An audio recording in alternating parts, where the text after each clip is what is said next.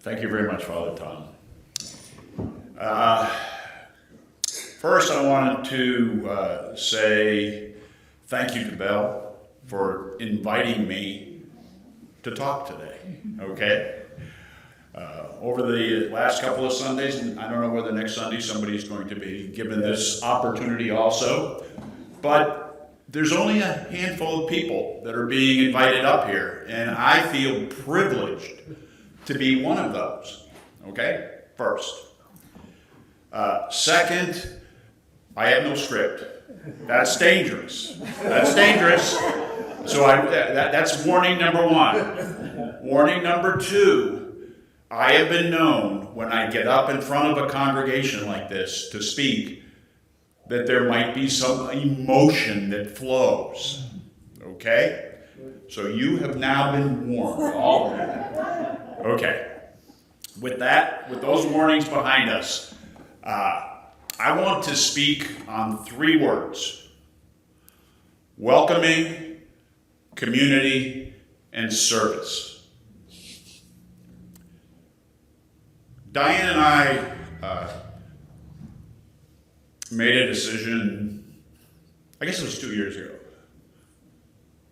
to move to the coast. The hardest part of that, see, I told you, I warned you, was leaving our church community. We've been there 33 years. The last Sunday we were there was one of the most joyous. Not saddest, joyous. Our granddaughter was baptized. So, here we come to Delaware, and first couple of weeks we continue to worship online with our community back in Maryland, and it's finally, you know what, we got to stop. We're not necessarily going to cut the ties, because we continue to worship with them every Wednesday. Wednesday night, they do online evening prayer, and there is a community of about 15 or 20 of us that are there every single Wednesday, and we have stayed connected. It's kind of hard to walk away from it, okay? It was something that started during COVID, so it's like, okay, we need to find a place to go. Well, we're right down the road here in Milton, so let's start with the church in Milton before we start going further away. Well, we arrived, and the opening of people's hearts to us that first Sunday was amazing. Came back the next week, and someone's already recruiting me to be in the choir. Okay, I think you might know who. I told her that you know, I think thinks it's a hard no, but really I'm just a backup singer. I'm out here as a backup singer. But then we came back the third week, and I had this. Okay, I had this. So there was no leaving from that perspective. So we were welcomed, and we're here. And then about a month and a half, 2 months later, we experienced the same thing when we had friends from Maryland come and spend a month and a half living in Rehoboth at their family home.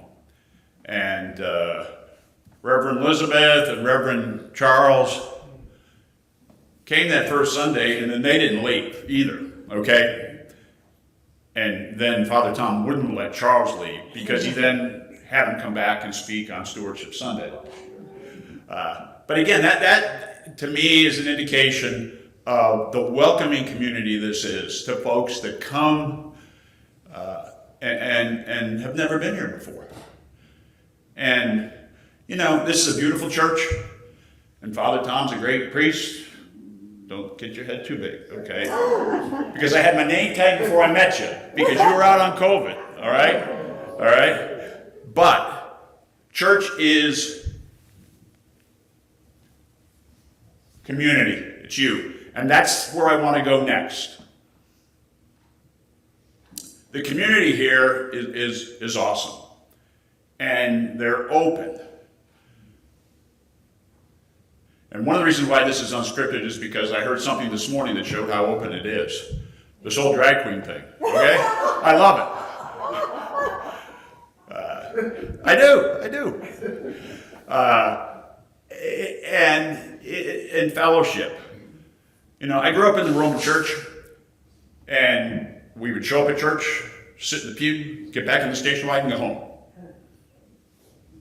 That's not the way of life here.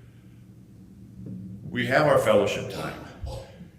This community was open to the idea of, okay, let's do something outside of church.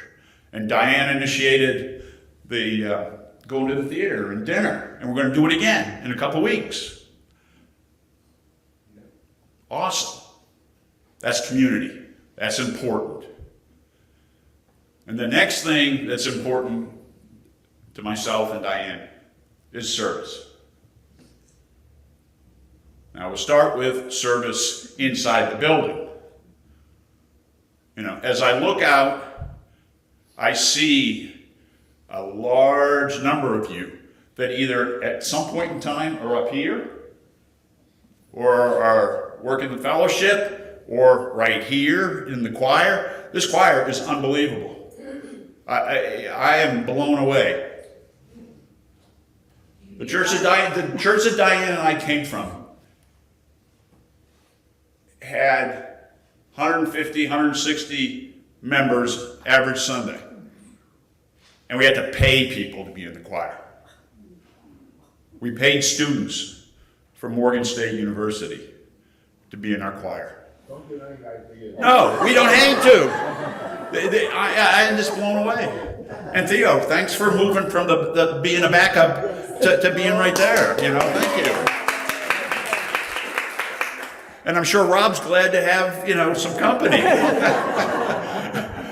But it's not the 80-20 rule around here. I'm so used to sometimes things being 80-20, meaning 20% of the people are doing 80% of the work, not the other way around. Here, the community is involved and is connected to this church. It is so obvious to me. And that's kind of the service piece also, inside the building here on Sundays. The number of folks, that 80-20 that I was talking about. And then we talk about service outside of this building. And the outreach that gets done is, given the size of us, and I hear the stories about Tom and Jill's dad, you know, doing whatever they did to keep this church together, and thank God they did. Because I'm not sure where we would be, okay? We'd be driving, some of us would be driving a whole lot further to go to church than we are right now. But I thank you for that. But the outreach that this church does, given the size of it, blows me away. I've spent more than 12 years on vestry. And one of the things that as vestry you're involved with, those that have not been or that have been and understand this, there's this thing called a parochial report. And the national church wants to know how many butts are in the pew every week. Okay? And that's a measure of the size of the church. Well, one of the things, the last vestry that I was a part of, we had to do that. But what we started measuring was how many people in the community did we touch? And that if we went away as a church, how many people would not be getting whatever the service or resource that we're providing them? And for the size of this church, the number of people we touch, it just blows me away. And when it comes to why we're here, it really boils down to those three words: welcoming, community, and service. And I don't know whether we'll make it 30 some years here, but we're not going anywhere. All right, we're here, and the last thing that I've been asked to do this type of a talk. I don't know how many times, but I always conclude it with a challenge to each of you. And that is, in your heart, pray on how you can give just a little more time, talent, and treasure this coming year than you did this year. And that will make this community even better. Thank you, and God bless you.